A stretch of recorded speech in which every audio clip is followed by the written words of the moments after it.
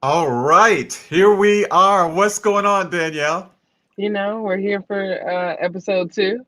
Yes, we So are we're excited. indeed, and and you are, of course, as always, a chip off the old block. So you are traveling right now. I So wasn't, I wasn't expecting it, but, tis life.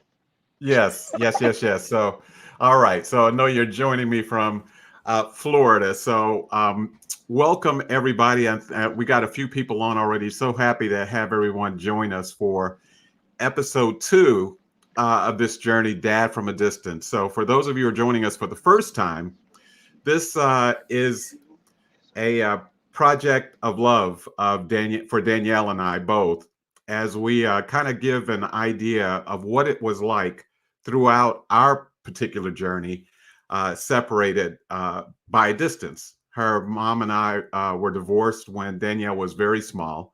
We separated when she was 5, and so it is a lot has happened since then, 28 years ago. A But a couple lot of things. people, yes, yeah, a couple of things have happened since then.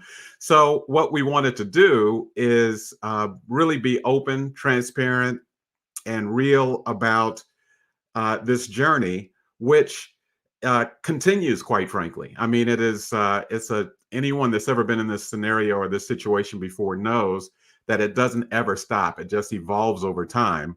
But we also know that there are people probably that could be in a similar situation now, have been in a similar situation in the past, or anticipate themselves being in the situation uh, in the future. And so, in the first episode, what so we talked about what did we the whole we covered a bunch of stuff in the first episode, Danielle. So Y- recap the You know, funny I part I think yeah. So or I all mean, of it. there were so many there are so many good parts because I learned a lot about you and what you were going through when yeah, the initial divorce, the initial beginning of the Dad from a Distance happened.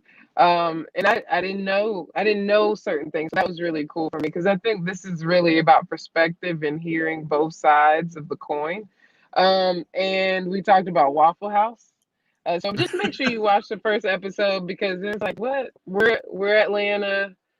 It's Waffle House is a thing. I learned a lot of things. But I think the big takeaway was, that we had the same experience, but coming from two different angles. One from a child's point of view at 6 years old, and a father's point of view. So, I mean, that's basically what happened in the first episode. I'm not here to bring you all through that. You just gotta watch it. Okay, just if you didn't see the first one, go Right. watch the first one. There's not. I mean, it's kind of an order, but really, we're just talking. So I think you can watch this at any time. So it's awesome. Absolutely. And you just tapped Yeah. the probably the most important thing about this journey, which is going to actually happen every 2 weekends, all the way up through Father's Day. So it will culminate on Father's Day, which is absolutely one of my favorite days. And we'll talk about It holidays at really some is. point in time. It Yes, really it is. is. He's not joking. Yes, yeah, more so than Christmas, birthdays, everything. Father's Day is like it for Yes, me. yeah. So we're gonna do some cool stuff leading up to that, but really talking about our whole experience and not just ending at 18 years old or 21 years old. I'll be 33 this year, so you're still a father this whole way through. So I'm excited about Yes, it. and will always be. Yeah, And the thing yeah, that you nailed that is really, I think, probably the most awesome part for both of us and for people who are watching too, is that it is looking at the same coin from two different sides. And there are some things yeah. I know about your side of the coin and some things you know about my side of the coin, but both of us learned some stuff in the first episode. So we are still kind of in, I think we made it to like your 7, maybe, or something like that. So, but we talked a little bit through the week about, and I lost Danielle. She's still working her way out there with the signal. So what we talked about the first week really was, the first episode uh, was the initial trauma all the way up through that point where we were starting to do visitation and what does visitation look like and how does it work and all that kind of stuff. And so what we wanted to talk about this week really is more about what it's like to live in those two different households. I think Danielle will be coming back online here in a second. I see a little twirling thing for her. So, you know, when you're big time and you're traveling all over the world and you're joining streams from everywhere, I guess it's kind of hard to stay plugged in. But the conversation really is going to be about navigating two different households. So imagine, if you will, that, and by the way, it's not just it's two different households, but over the course, there she is. So over the course of the initial piece of this, it wasn't simply just two households. It was actually a number of different living spaces. So I think from the time of the separation, probably for the next maybe 2.5 years, I know I lived in two different places, and you and your mom lived in two different places. So there were literally 5 different residences in play Right. over the course of Right. the first 3 years or so, which is crazy to even hear.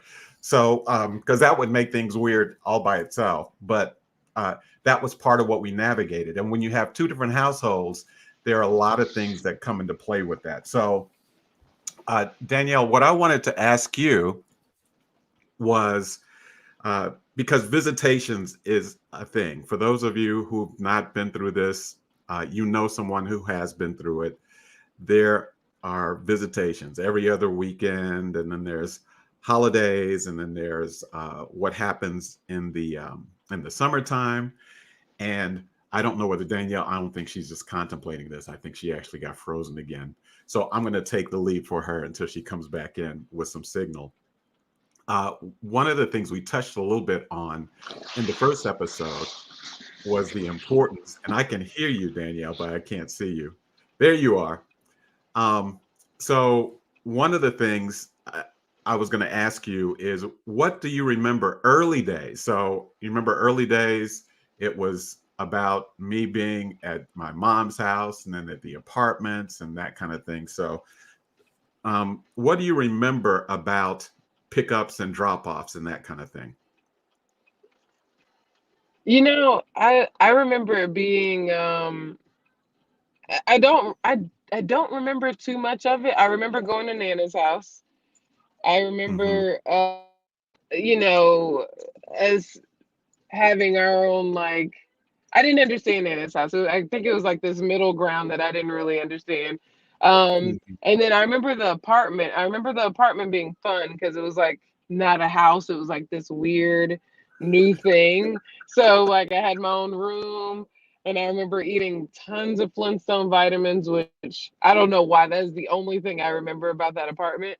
I don't Um, remember anything about and Flintstone vitamins. I do. I ate a lot of them and I snuck a lot of them. I ate a Okay, lot I of was a vitamins. responsible parent. For those of you who are wondering, I was a responsible parent. I have no idea what this whole Flintstone vitamins thing You know is. what? But the funny thing is, it was vitamins. So I mean, you could do worse. I I just like guess the so. taste of I the guess so. vitamins. But I think the main thing, because I was the only child, that was a different experience because I wasn't navigating this with someone. And what with the two households, I loved my parents equally, and I didn't want them one to feel more like I just was trying to even out everything. And if there was ever a time that I didn't feel that way, I was super stressed out. Like I was like, I don't want my mom to think this, or, especially after you getting remarried, I felt this like, I gotta look out for my mom because technically I felt like my dad had something, had someone. So I always was just watching this line, and it was tough. It was tough to navigate because I didn't like making decisions like that. It's like, I don't know. I want to go here, and I hear people like, oh, you have two Christmases, you have this, you have, those things, which is true. It's Hmm. excellent. It's not bad to have two Christmases. Okay. But you also do have to cut, you have to cut your time off if you want to stay a little longer. because everybody deserves their time. Because how we did it, usually I did Thanksgiving with my mom and then Christmas morning with my dad, and then had um, midday I would leave from my dad's house to go to my mom's house, and then we would go to my aunt's house. So like it was a lot of movement during that time. That's I what I forgot remember. about the Movement. actual, I forgot about the third, because you did make a third journey on Christmases too. I forgot all about that. Yeah. Yeah. I mean, because it was at my mom's house, it was my grandfather, my mom, and me. And so I was still the only kid. So they always wanted, me to be around other kids. So it was good to be with my cousins and those things. But yeah, it was an interesting navigation. But it was fun, but it's just you never want anybody. I think maybe it's just me Okay. also. I didn't want to choose either one of my parents ever. Like I didn't want it to feel like I was doing that. And there's no way that you don't feel that way when you have two households because there's two places to go. My high school was closer to my dad's house. I would go to my dad's house after my mom worked late. Um, and even if I did want to stay, maybe with my dad, I wanted to go to my mom's house. One, maybe because I had my room at my mom's house. I had a room at your house, but it was different because there was kids at your house. Like I think it was so many decisions that I would have preferred not to have to make. Mm. But I think it shaped me because I feel much more balanced and I know how to create now healthy boundaries of like, okay, this is what I want to do. I can vocalize where I want to spend my time, where I want to spend my energy, and all those things. So, what was your experience with me being in two different places? Well, it's so what you just said was really interesting because all you didn't want to feel like you didn't want to feel have to make all these decisions. Hmm. And what's really interesting from a parent point of view is that you didn't have to make the where am I decisions because that was Right, already set. So right. it wasn't like, you were saying, okay, I'm ready to go over here, or because there was a system and we knew, your mom and I both knew that on Christmas, as of this time, within Mhm. maybe 30 minutes, year to year, it was going to happen. So you didn't really have to make uh, a Right. decision. You got some company coming in. That's good. Um, Yeah. you didn't have to make any decisions about this, but it still felt that way for you. It felt like you were balancing not your physical space, but how am I committing in terms of the balance? Does my mom feel slighted? Does my dad feel slighted? That kind of thing. So I will tell you the I'm going to start with the visitation part because with visitation, it's the typical thing.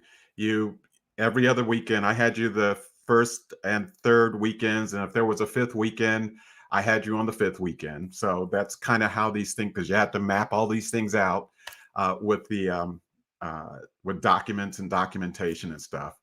But in terms of the court order, but what I always found is that I was at my happiest on the Fridays, like Friday afternoon, getting ready to pick you up.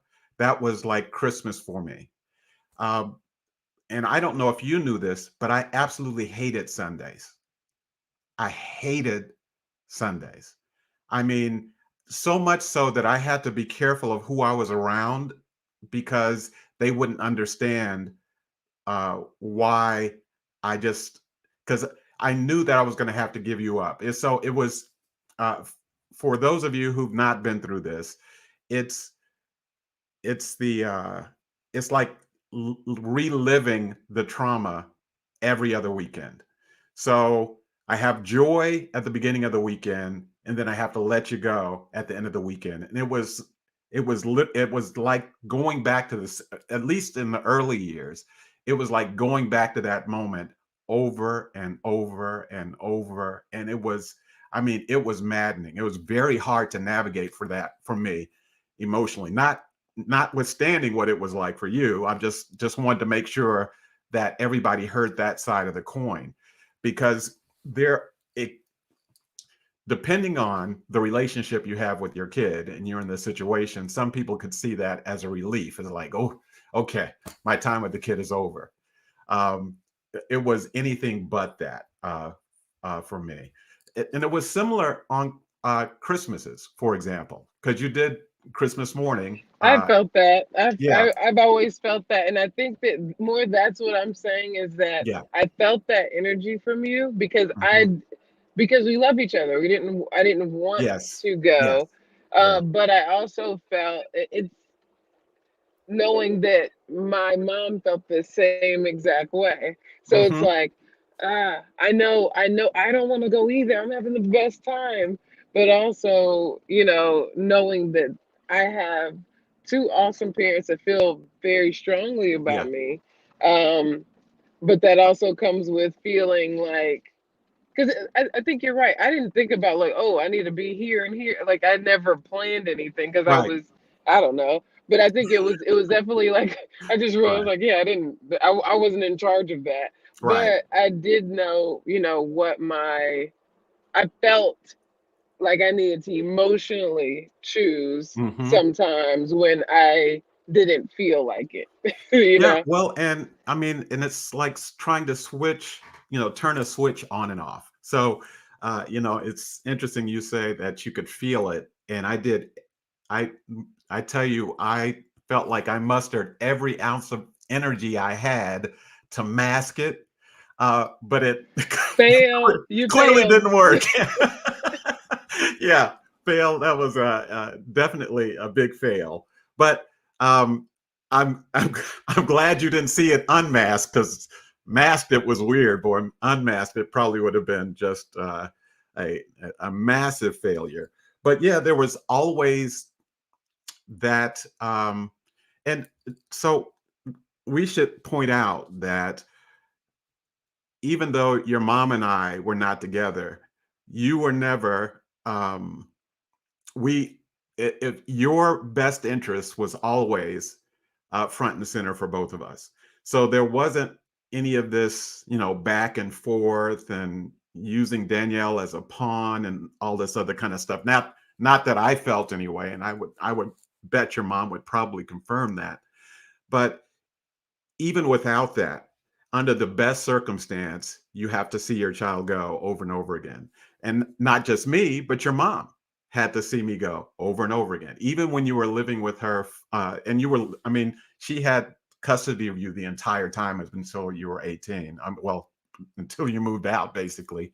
So that never really changed, but it was a very interesting thing. So I did want to ask you, so because part of what happens in like the decree is you do the other weekend, the every other weekend thing. You also do the thing with holidays, but then there's the summer. So in the summer, in most uh, decrees, there's like this block of time. It's like 6 weeks. It can be 8 weeks. I think it was 6 weeks was To what it live was. your life. So, yeah, yeah, yeah. Well, for your mom to live her life for a Right, little right. bit, Yeah, yeah, yeah. that's fair. That's Um, fair. so do you remember, what do you remember about summers? Is that something that ever? I'm sitting here trying to think. What I remember about the summer times was being with my cousins mostly. Mhm. Being with Nana, because we would go in and out, with them because they were younger, and she would just run us to death until we retired. Mhm. But I think, it just felt like it felt like summer because it's not your regular things. You're not going to the school. You're not going to, so it all around feels different. So it makes sense that you would go hang out with your dad during that time because you're not doing any of that. Right. But also, I think what I remember most about summers is that I played basketball, I played soccer, I did all these other things. So Mm. what we were doing, and I find that I think I appreciate about you most is that you just showed up. You showed up to all the games. You were the team dad. You drove, the team to different places and all that stuff. And I think that that was really important. And it made me feel like I had a really cool dad. But during that time, I think I also realized how lucky I was to even have a dad. Mm, Because I didn't know that I didn't know that I was that special until I started hanging around so many girls that did not have mm, fathers. And they valued that relationship with you. So I think during the time, during the summers, I really embraced the importance of me sharing you. Um, because I find that there's a lot of things that I don't have to endure because I have had a positive figure in my life, a man, a male figure in my life, a good father. Um, and I think that there's a lot of people that have to fight a lot of demons because they don't have that. So I'm grateful that I don't have to. So with all of that being said, during the summers was when I really realized how important you were as a staple for a lot of people's lives beside me. Um, mm. yeah. So that was, I think, and I think it's kind of how I am now. Is I'm okay with sharing. I don't feel like I want to possess anyone. I think that's the conversation that, or our relationship with understanding fatherhood and all the people that were around me that didn't have that. I've never been a possessive person because of that experience. I think initially it's like, are you possessive? But I think it was during the time where I'm like, oh, my dad's corny. He was making all these jokes. I don't know. But then all my friends think he's cool. So I'm like, what is going on? It's confusing. And I was like, oh, I guess he is kind of cool. But Now, it could take, that was a journey on some days, Right, I'm right, sure. right. It Yeah, did. I true mean, enough. I was a teenage girl, so Yes. that's a real thing. But I think that that's something that's played a huge role in my life is not taking anybody for granted and not taking people as possessions. Everybody is we're supposed to serve a higher purpose, and I believe that. And I think that that was one of those things that showed me that you as a figure in a lot of these young girls worlds was really important, and even to this day some of them are probably even watching now, um how important that was for them. And I mean they still to this day will tell me how important it is. So yeah, I mean that's what I remember about summer. I remember sports, sharing, and a lot of fun road trips. That's what I remember. So that is, again, and we probably will say this every single time we do this, is that I had no idea what Danielle was going to say in response to that.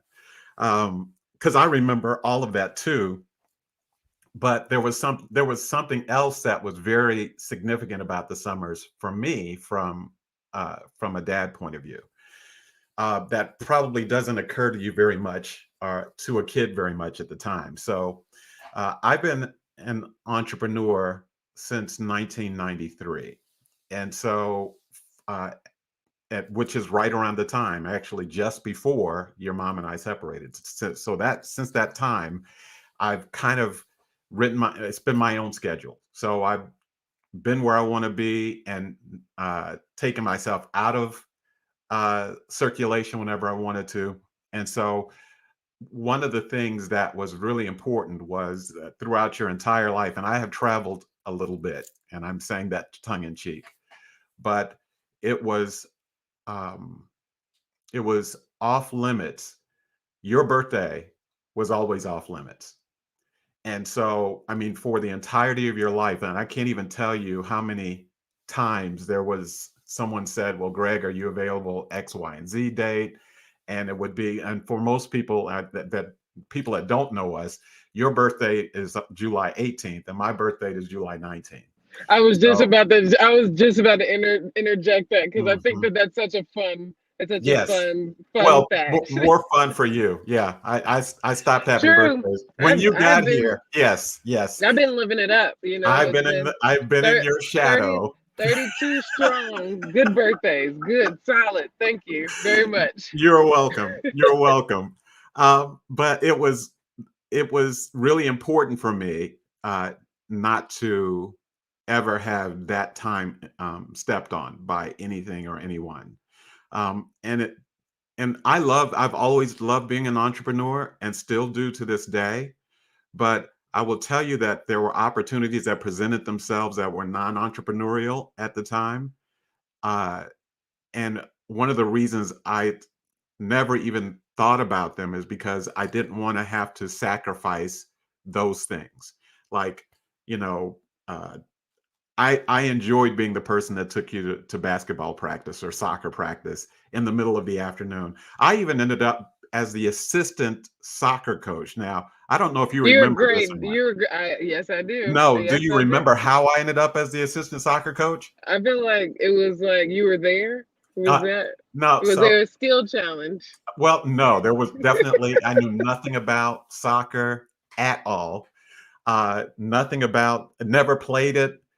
The reason I was officially appointed assistant soccer coach, I think I even got a little trophy for this or something, was that I was always the parent that was there early for every soccer game and for all the practices, always. Because, being early is a thing in our family. I mean, generationally, if your last name is Gray, being late is just not a thing. It's a So, struggle. It's a yes. struggle. So, and this was on, I mean, when you played soccer obviously every weekend. So it didn't matter whether your mom was bringing you to the game or I was bringing you to the game. I was always there early. And so the coach picked up on that. One of your coaches picked up on that. And for some reason, he was not, or she was not, I can't remember which one it was at the time, could not be there right at the time the game started. So at practice, they just gave me all the soccer balls and said, okay, so you do the lineup. I've never done a soccer lineup before. So I'm out in the middle of the field meeting with I don't even know what you call them inside. Are they referees or judges or officials or whatever? So I'm doing a lineup and I don't know how to do substitutions and I'm yelling and I'm like, but the reason I got a chance to be the assistant soccer coach was because it was important for me to always be there. And because I think I talked about this in the first episode, was bound and determined not to be that guy. I didn't want anyone ever looking for Danielle's dad. Like, where's Danielle's dad? Ever, under any circumstances. Well, you achieved that. You Well, really did. Because honestly, I was thinking about weekends when you were talking about that, and I just really don't remember there being opposite week. Like I don't really remember being like, oh, this is my dad's weekend. Because I feel like I always saw you in some capacity, in some way, like whether school or sports or activity, whatever it was. I feel like I don't remember. That was not an experience for me. I um, never felt like there was a pause well, at all. that makes your father's heart smile, because that was not because I wanted you at 33 to look back and say that, but I wanted you on weekend number 2 or number 3. It was literally a week by week thing to and you get some points for what you've done before, but you don't really get a chance to rely, just like life, whatever it is you accomplished that already. Now it's like, what are you going to accomplish now? So you did that. There are no laurels. I don't know if you knew this, Danielle, because I'm not sure we ever had this conversation, but as it relates to summers, um, there's there were 6 week blocks of time. Now, for those of you who are entrepreneurs, in the way that I'm an entrepreneur, which means if you don't work, you don't get paid, it's leave without pay. So in my world, there is no vacation, there is no sick time, none of that exists. You don't show up, you don't get paid. And I can remember it was not long after we moved into the house, after the apartment, that I had a client who was a pretty long-standing client tell me that they had, I think it was like 6 or 7 days of work over the course of 3 weeks they wanted me to do. Now, 6 or 7 days of work in my world, um, let's just put it this way, that's substantial. Okay. Uh, But then they gave me the dates, and the dates were during that 6 week period of time. And I said, you know, I can't do it. And it was interesting because the first response from the client was, well, Greg, you know, this is a lot of days of work. And if you do these and these work out well, like I think it will probably, you may be able to do the rest of the year, maybe just us working with you because, you know, we've seen you do X, Y, and Z, da, da, da, da, and this is the window that we have. And I said, I understand. And it sounds like a fantastic opportunity, but I can't. And so I remember the guy asking me, because I'm pretty certain they were not anticipating that. They were just anticipating, you know, well, what city, what time, what date, let's get it booked. And I told the guy, I said, that's during this 6 week period in the summer that belongs to my daughter. And there is no compromise. It just doesn't happen. I do not travel during that period of time. And that's just it. Now, just to put this some additional context, not to overtalk it, but that was a period of time. That summertime is when a lot of companies have a lot of conferences and stuff like that. So that's a heavy booking. That's not a slow time of year. So I told them, I said, I can't do that. And the guy said, you know what? I have to tell you that I think that is absolutely crazy that you're saying this. And that you're turning it down. But I'm actually in the same situation you're in. And I have a lot of respect for you doing that because I didn't do that when my kids were younger.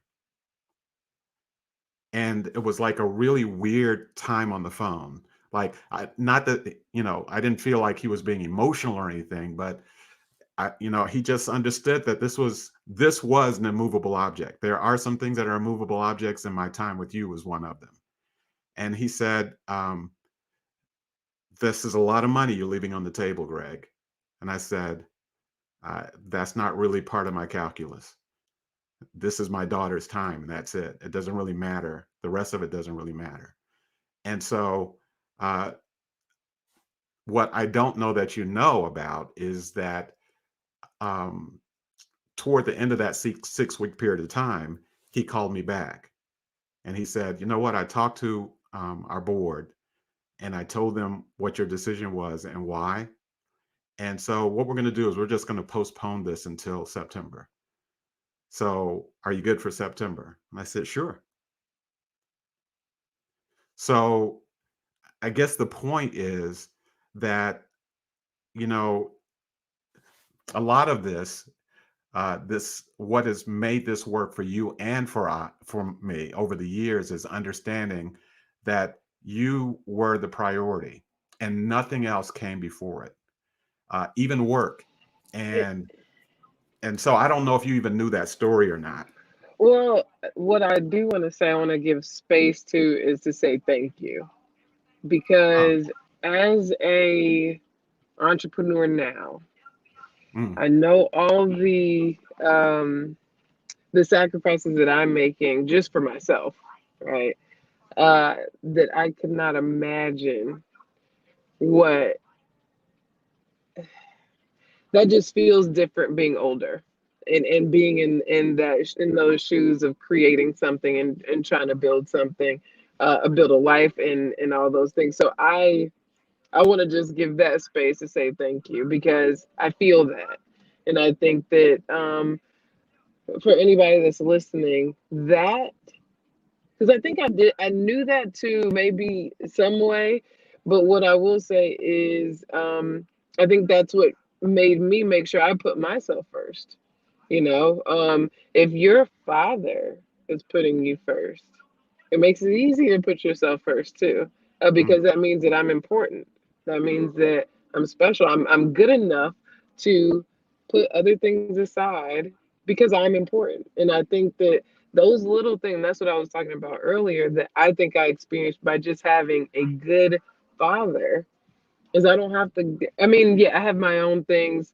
We all do, trying to figure out what we're supposed to be, how we can be our best selves. But literally, I think that the reason why I could put myself first so easily is because you put me first. Yeah. And it makes sense. It makes sense why it's so easy, but it's easy for me to understand and hard for others.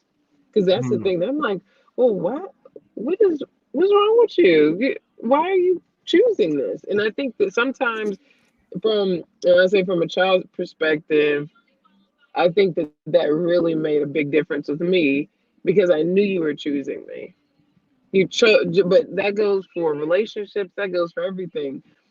When we choose, like it's a different kind of energy. It's not like, oh, I have to. It's not an obligation. I never felt like an obligation. I felt like a choice. And I think that that's what it should feel like. I really believe that's what um, sticks with me. Because again, I don't remember the gifts. I don't remember the little. I remember my Nintendo 64 with the red controller and the green controller for Christmas, and I thought that was pretty clever. But that was, I don't really remember that. I remember what I felt like, and I felt loved. And I think that, for parents that's watching or children, that have been in my position, that's so important is to make sure the small gift of feeling loved is amazing. And I think that that's why I was so happy to share you because I wanted other people to feel that way. And even in what I'm doing now with, my CBD business and presentations and all the things is to remind people what it feels like to be loved and that it should start with yourself. But God, the foundation of having parents that love you too, um, gives you a heck of a head start in the world for sure. Yeah, and as you're saying that, the thing that I think, because I'm always thinking, like, what are the takeaways? Like, if I were watching this and you were 6 or 7 or 8, like, what would I, want me to hear? I think what I would want me to hear, especially in what you just said, because you used the words choice and then obligation, and I don't think that that is unique to being a dad or a parent from a distance. I think that is, you know, I live in the same house with you and your bedroom is, down the hall from me. That children can feel that. Well, all people can feel it, but children, I think the thing that over the years that has always amazed me is, um, and I think a lot of parents since this, later, especially when they start talking to their kids more as grown-ups versus talking to them just as kids, is that children don't miss much of anything. Now, they may not know exactly how to process it at the time, but Or um, have the words for it. or Don't have really the word. know how That's to. Right. probably a Yeah. bigger, yeah, Yeah, probably can't because the articulate it. feeling is there. Yeah, You just don't yeah. have the capacity to understand how to explain what you feel. Yes, yes. But it is a choice, and and children can feel when you are in their presence out of obligation, and they can feel when you're in their presence out of choice. Um, and I think we can do that too when we're older. But I think it's important to remember that your 7-year old, your 10-year old, your 14-year old, your 20-year old can feel if you are there because like you're punching a clock versus you really wanting to be there. So it's, you were talking about, the traveling and especially now this traveling, every time Danielle mentions traveling and I hear it, I don't hear business traveling. I hear us going to tournaments and all this stuff. So road trips, I mean, everywhere. So yes, if she went, I went. And it was always really funny that, we'd be going to a basketball tournament, for example, in Augusta, Georgia, uh, 2.5 hours, maybe 3 hours from the city, from Atlanta, and all of the parents are going. So it's not like no one else is going. So all these parents are in their cars and they're going, and half of those cars were completely empty except for the parent driving and maybe the other parent in the front seat, because we had this. Toyota Sienna, which I think you, uh, Big Willie. Big Willie, yeah, Free Willie, yes, it was like Shamu. It looked like it looked like it was the same color as a killer whale. And we had if we were going on a tournament, we had so many kids on your team packed in that van. I mean, it was like cheek to cheek almost, but no one, they were, because it was the fun, it was kind of, you remember in Iron Man, the Fun V? Our car was the Fun V. And, you know, it really, I'm struck by and say thank you to you for not feeling as though you were sacrificing me because other people were in the car, but that it was actually almost more, you felt like it was an opportunity to, as almost like a gift to you and your friends to do that. Um, I mean, and I can remember all through high school, and we went to tournaments in Arizona and all this stuff, and we'd be singing. I remember us singing Feliz Navidad and to the top of our lungs with me and about 7 high school seniors at a tournament. I'm thinking, you know, if anybody saw this, they think we were absolutely out of our minds. But it was the kind of fun we had because it was chosen fun. And so, And it was fun that I think that a lot of my friends may not have experienced before with a parent, yeah, because I do think that again, being an adult now, I see you have obligations to work, to put food on the table, to do all those things, to have energy to genuinely sing Feliz Navidad is, I'm looking back at it like, wow, that took a lot. And I think that but I think it's also important to understand how important those moments are, every to moment. to just really live in it. Mhm. And that's what I've taken that piece for myself, even growing into adulthood, is, enjoy yourself. Like, like, I'm pretty sure I got that from you. Just love yourself, enjoy yourself, and you know, just be in the moment, like And you don't said, being compromise. Do not right, compromise right. your happiness.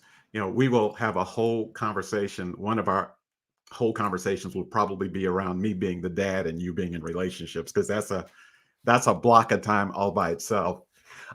So one other quick thing about the trips that I thought was hilarious, and I know you didn't hear this directly, but you may have heard it in conversation. So we would go on these tournaments, and we talked about we'd be in Florida, or we'd be in Tennessee or the Carolinas. Um, and so it's just somewhere. It seemed like every weekend, because Danielle played AAU basketball at a very high level. I mean, the 15 and under team was actually ranked #1 in the nation when we went to one tournament. So, but we would be at these places, and so typically um, those are mom trips usually. And so I was always the dad that was on that trip. So not that dads didn't go usually, but typically it was a mom trip. So if there were 10 parents there, maybe 1 or 2 of them were guys. And I was always there. And so, and sometimes these tournaments would happen in the summer, they would start in the middle of a Friday or something like that, or they might be Friday. So I remember one of the parents asking me, just in the gym. We were just sitting around in the gym. And those of you who have, had kids that played sports, it becomes a family that I still know these people. They're friends of mine on Facebook and stuff. And so it was almost like one of the parents was designated to ask me this question. So, and so she came up to me and she said, "So what do you do? I mean, what is it you actually do?" None of your And business. yes, yes, because they were trying to figure out what it was that I did that allowed me to be here. And I didn't ask, but I'm thinking, well, they probably had a lot of things that they came up with. Like, Is he a he really is. He's real charming. He's a yeah, real charming. is he a drug dealer? Does he have, I mean, what does he do that he could just be here whenever he wants to be here? And that was like when you were 15 or 16. So these people have been seeing me, that we've been in the same group for like 3 or 4 years doing all this traveling. And it just apparently they had a parent meeting without me and maybe drew a straw. It's like somebody's got to find out what this guy does. Um, but what I did, my primary job was your dad, and all the rest of it was built around it. So And I wanna add to that too, yeah. was that the other side of that was that I was also exposed to a different way that you can support your family. It Mm, didn't have to look like the regular 9 to 5 that I think typically everyone had. So I think that was another piece that my friends could take away from, parents could take away from, was that the structure that we're told that you have to do things in, you just weren't doing it that way. And so I think that that exposed a lot of people and my friends for sure, exploring other ways to, like, okay, so he's doing that, like, so he has his own business. And I think that that was really really cool too, which I had pride about, and not just, that's my dad, but also legacy. That's my last name. That's who we are. We create, we lead, and that's what I felt from that too. So just a little tidbit on the other side of well, that. there's a couple of things about two households that I definitely want to make sure that we actually said, because this is part of what's in the book as well, is that it wasn't just about weekends, and it wasn't just so. I If you are a parent from a distance or a dad from a distance, you should be going to parent teacher conferences. And I went to parent teacher conferences on the regular. I mean, all of Danielle's teachers all through school knew me just as well as they knew her mom. So those are not things that you turn over the reins or yield the reins to. And it sounds weird. That didn't come out the right way. You should not you should not abdicate yourself from those responsibilities. Um, I probably took you to the doctor as often as your mom took you to the doctor for appointments or whatever. Um, because just because I didn't live in the same space didn't mean that your health was not important to me. And I wanted to know your doctors. You had the I can't remember the guy's name. Your Dr. Foster. yes, pediatrician. I think Dr. Foster. Was it Foster? It was Yes. definitely the Foster, yeah. Yeah, I think he was Mhm. 112, honestly. Like When when I was a yes, child, yes, yeah. yes. And he was your pediatrician all the way up, I mean, for a really long time. But it was important for me that he know me and that he understands that, you know, you are my daughter, that you have two people that are engaged that way. My mom always taught me that your child can always go to the best school uh, simply by showing up. And I know she's probably watching this, but she's like, "Look, you want your child to have the best teachers.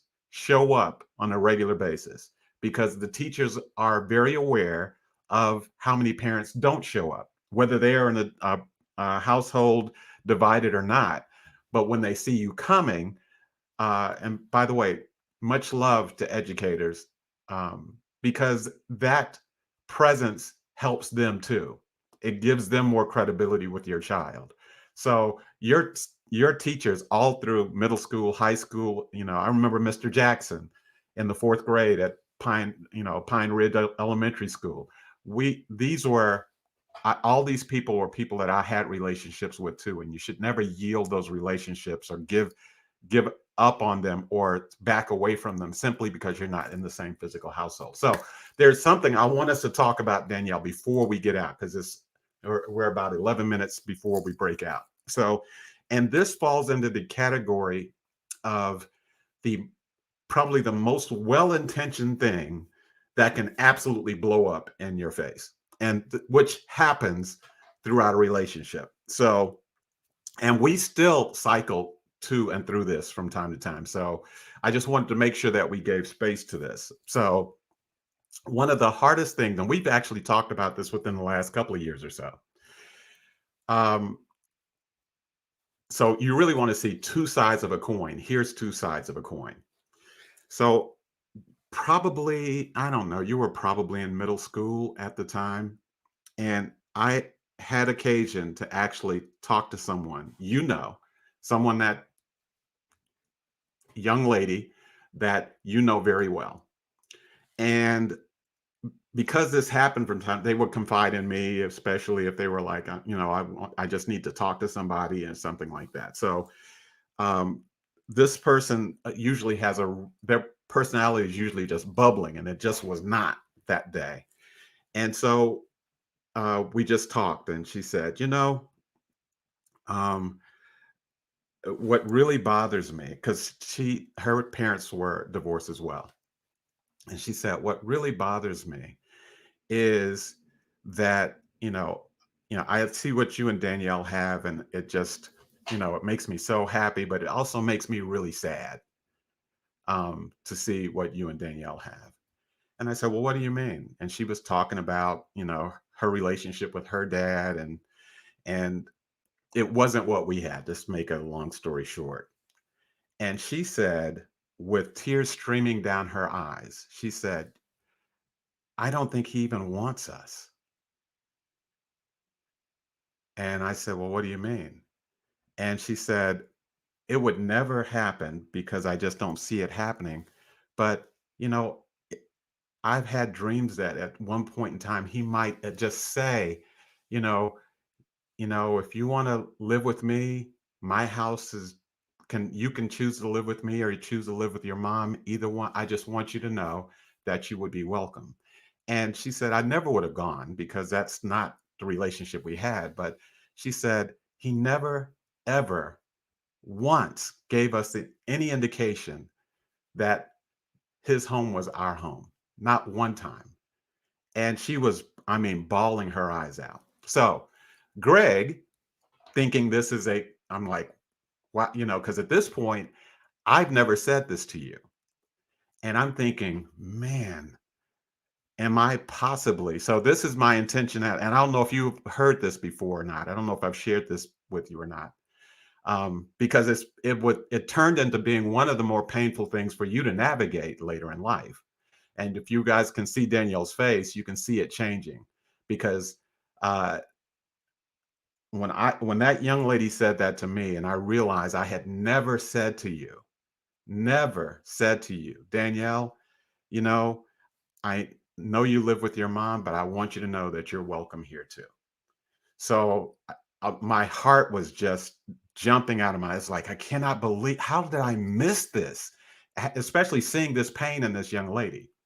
And so I actually brought it to you and I said, Danielle, uh, I, I don't remember the exact words, um, but I said it and I was like, well, now at least she knows that she would be as welcome here as she would be, and so you were probably, I don't know, maybe 11 or 12 or something. I can't remember exactly the age. So I'm thinking I have corrected this this thing that I have not addressed. I have addressed it, right? And then now you talk about your side of the coin and how that impacted you. Well, I was completely thrown off because I was like, wait, do I need to do I need to now make a decision? It's like, oh my God, that's what I took from it was, and it's so interesting hearing that side of it and understanding why you asked me in the first place. But in that time, you were remarried, two stepsisters. There was a family there, and for me, not that my mom and I didn't have a family, but it was just a little different. Hmm. Um, and so I was like, I can't leave, like, I You can't can't leave your leave my mom. mom.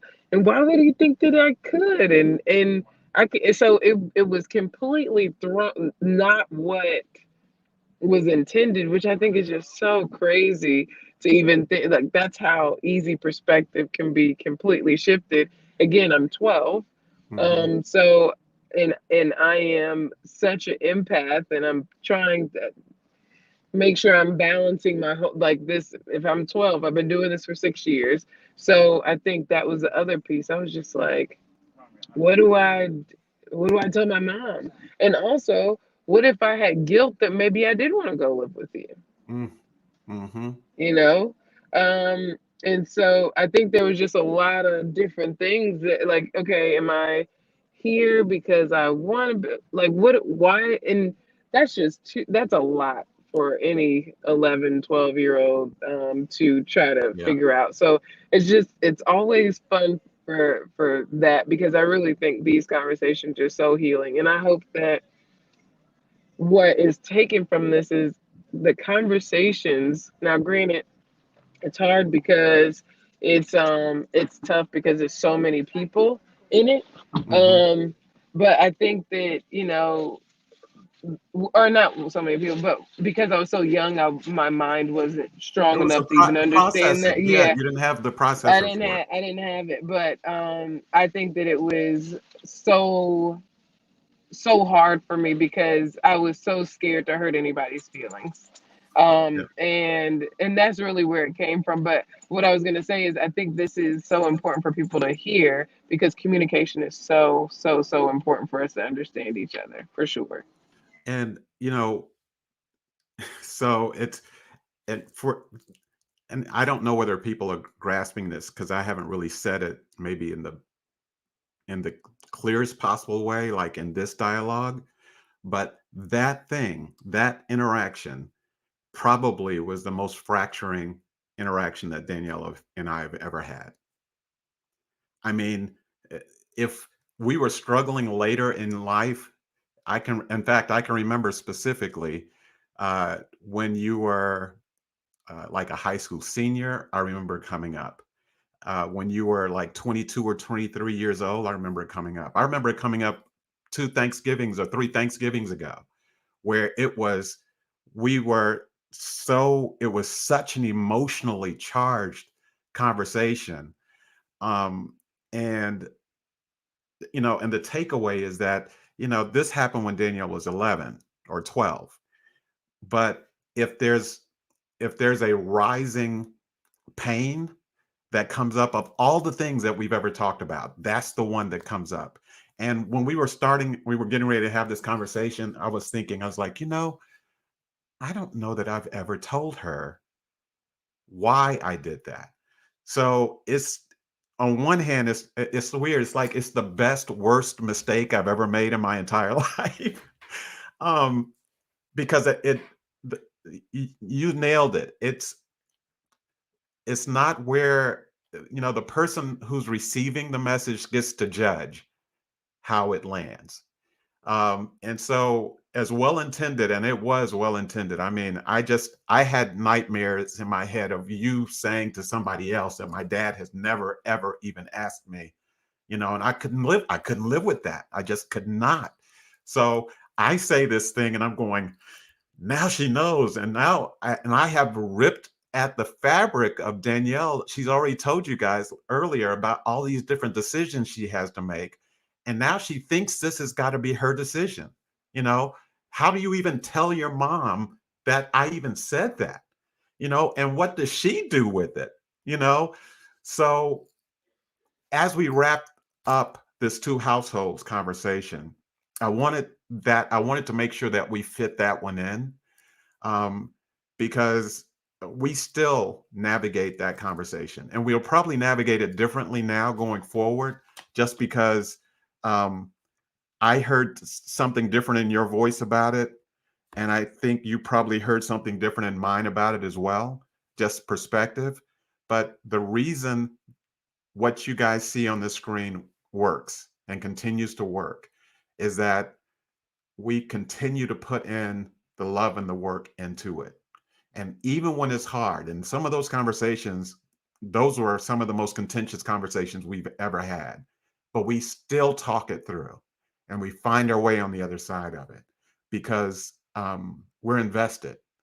And I think that's really what this is all about. So, Danielle, I love you, and you I know love how you much. too. Yeah, More than infinity. 100%. More than And infinity. I think that just for anybody listening, that this alone, that dialogue has helped me understand even deeper. So I feel like just with that, I understand. I Yep. understand. Yeah. And you know what? But then we'll have something else because life is like Shown. that. Yep. Yep. This And is that's like that. okay. It's But about the skills to be able to have these conversations. So yeah, I think we nailed it today. yeah, yep. And 2 weeks from now, it'll probably even get stranger than this because Right. there's so much to talk about. But thank you guys for hanging in with us. And thank you, Danielle, for your transparency, for being so real and being so genuine. Uh, Yes. uh, you are a big part of why, as far as I'm concerned, the main part of why this works so well. So I do. I love you more than infinity squared. I don't even know if that's a thing or not, but It feels um, right. It feels right. I like it. Let's just build on it. Keep let's build building. on it. All right. So Thank you. everybody have a great rest of your day. Share this out to your friends. Feel free to do it. Maybe through our conversation, you can have some too. All right. We'll see you guys later. Bye. Bye.